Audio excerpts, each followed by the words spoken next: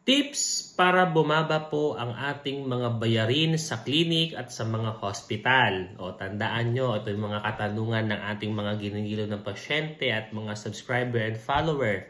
Alam ko pong tumataas ang bilihin ngayon at marami po kayong pinagkakagastusan. Number 1, pwede nyo naman pong i-review ang inyong mga medical bill. Ibig sabihin, basahin nyo mabuti ano ba yung mga dapat nyo pong basahin, ano po ba yung serbisyong na-render po sa inyo, at learn how to negotiate. Kung ito po ba necessary pa rin pong gawin para po sa inyo or sa inyong kamag-anak or sa inyong binabantayang pasyente. Sunod, pwede po kayo mag-request ng itemized list of cost ng mga service na mabibigay po sa inyo, na ibibigay sa inyo at nabigay po sa inyo para ma-review nyo po at maging aral po sa atin para matuto po tayo magtanong at maging mapanuri. At matuto po tayo kung ito po ba dapat gawin, lalong-lalo na po kung doktor naman po ang nag-prescribe nito at nag-recommend sa atin.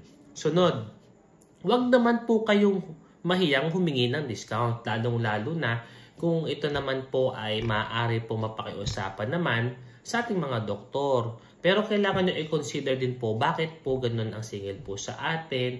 Kadalasan naman po mabababa naman po ang singil. Hindi lang natin nauunawaan na ito po ay indicated para sa atin.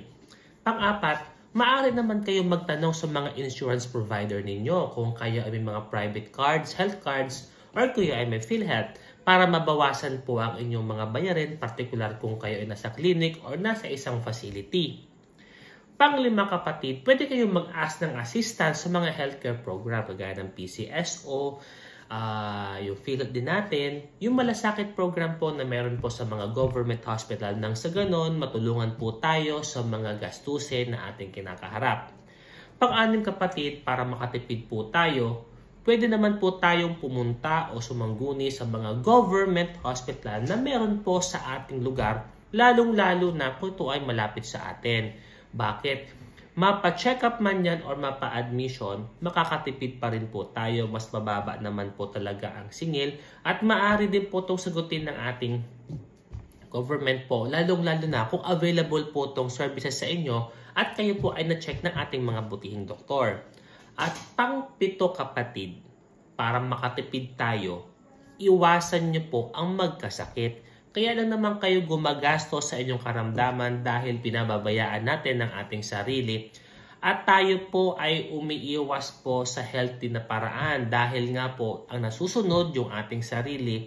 Kalimitan niya nakukuha sa pagpagod sa trabaho, stress at yung pagkain po natin na hindi natin kinokontrol at tayo po ay nagpapakonsulta naman sa mga doktor lalong-lalo na kung tayo ay may nararamdaman. Tandaan nyo, kahit anong daming pera at pag kayo nagkasakit, lahat ng inipon nyo, dun din po babagsak sa paggastos para sa health at maaari po ikabagsak din natin.